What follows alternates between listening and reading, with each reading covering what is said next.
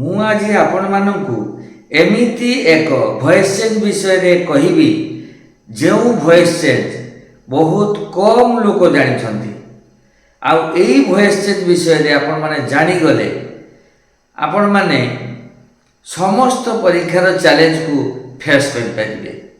ତାହେଲେ ଦେଖନ୍ତୁ, ଆଜି ଆମେ ଯେଉଁ ଭଏସ୍ ଚେଞ୍ଜ ବିଷୟରେ ଆଲୋଚନା କରିବା ତାହା ହେଉଛି କ୍ୱାସିପେସିଭ୍ ଭର୍ବ ଥିବା ବାକ୍ୟର ଭଏସ୍ ଚେଞ୍ଜ।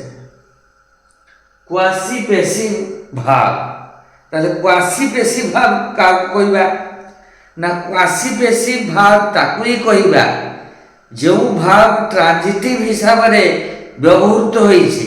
ଟ୍ରାନ୍ଜିଟିଭ୍ ମାନେ ଆପଣମାନେ ଜାଣିଛନ୍ତି, ଟ୍ରାନ୍ଜିଟିଭ୍ କଥାର ଅର୍ଥ ହେଉଛି ଯେଉଁ ଭର୍ବ ଅବଜେକ୍ଟ ନିଏ। ତାହେଲେ ଟ୍ରାନ୍ଜିଟିଭ୍ ଭର୍ବ ହିସାବରେ ରହିଛି ଆକ୍ଟିଭ୍ ତାର ଫର୍ମ, ସେ ଆକ୍ଟିଭ୍ ଫର୍ମରେ ଅଛି, କିନ୍ତୁ ପ୍ୟାସିଭ୍ ଇନ୍ ସେନ୍ସ, ସେନ୍ସ ତାର ପ୍ୟାସିଭ୍। ଏହି ପ୍ରକାର ଭାବ ଥିବା ସେଣ୍ଟେନ୍ସର ଭଏସ୍ ଚେଞ୍ଜ ଆମେ କେମିତି କରିବା ଭଲ ଭାବରେ ଦେଖନ୍ତୁ।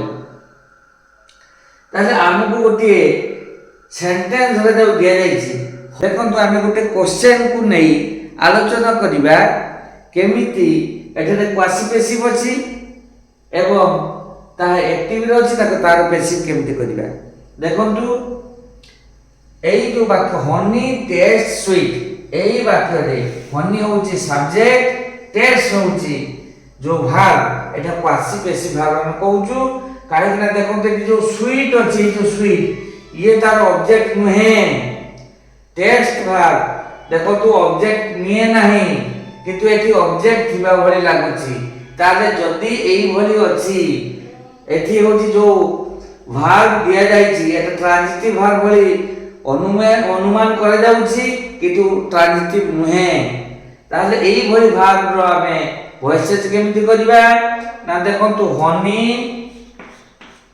হনি তারপরে লেখিবা ইজ সুইট। দেখন্তু সুইট, সুইট কেটি ଅଛି sweet when it is tasted।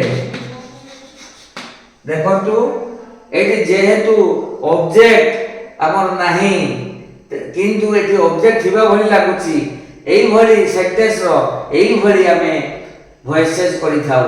Honey is sweet when it is tasted। আপন মানে বুঝিগলে।